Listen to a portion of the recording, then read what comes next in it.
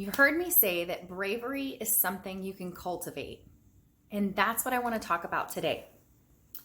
So if you want to be more brave in your life, in your work, in your relationships, and how you show up in the world, that's a muscle you can build.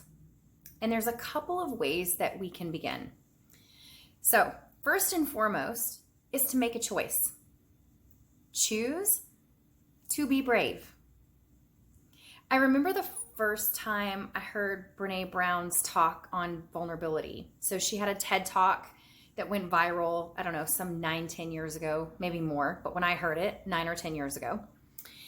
And she was talking about vulnerability and courage. And she said this definition of courage. She said it's to tell the story of who you are with your whole heart.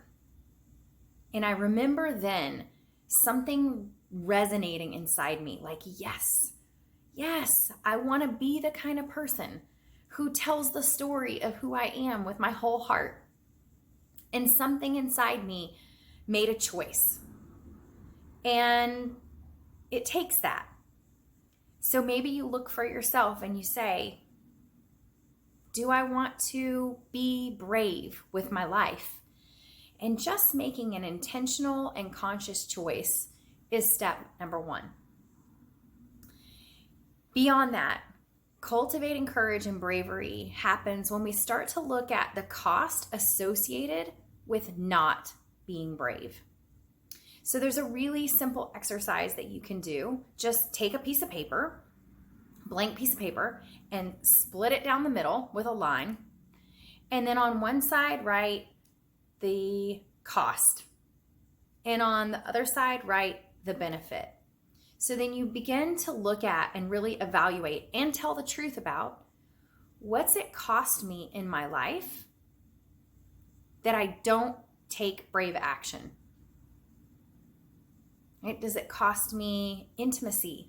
Does it cost me self-expression? Is there a cost that people don't really know who I am, or maybe I have doubt about myself, or I don't get the things I want, or I stay stuck in the same place? Or what's the cost for you that you play scared? And then you want to look at, like, what's the benefit? Or we might say, what's the payoff? Because there's always some payoff, right? So what do you get out of it? If I'm not brave, well, at least I'm safe. Things are predictable. I have a sense of control, or maybe an illusion of control. But there's some payoff or benefit that I get. So just taking a little time to evaluate what are the costs and what are the benefits of not being brave. When you start to get present to that, it makes it a little bit easier to choose. So then you want to get in action. I've got a commitment to be brave. I know the cost if I don't. I know the payoff if I stay in this spot. And then I evaluate. And it's like, well, I'm not really willing to pay this price to stay in this place.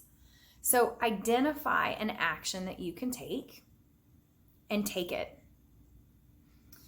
And again, this could be something really simple. It could be like making a phone call to say thank you, or I'm sorry, or submitting a resume, or retracting a resume, or asking for a raise, or saying something really vulnerable to your partner, or like dropping the self-doubt and the internal judgment about yourself and just letting yourself be okay. Brave might be speaking up and speaking out, expressing a controversial opinion. It might be asking for feedback. So it's any number of little things, but identify that one thing that for you would feel really brave, and then do it. Even though it's scary, even though something inside you is like, oh, can I do this? Yes, do it. And just like that, little baby step by baby step, you create a really wonderfully brave life. All right, that's it. I've got some ideas for you about how you could do this, some suggestions, some things that you could play with. It's not too late if you want to join us for the Be Brave Challenge. 5 days of tiny little brave micro moves that can really transform your life. All right, I hope you'll join us. Just click on the button below. I'll add you in. I'll send you an email every day to encourage you and sort of prod you along and be right there walking beside you every step of the way.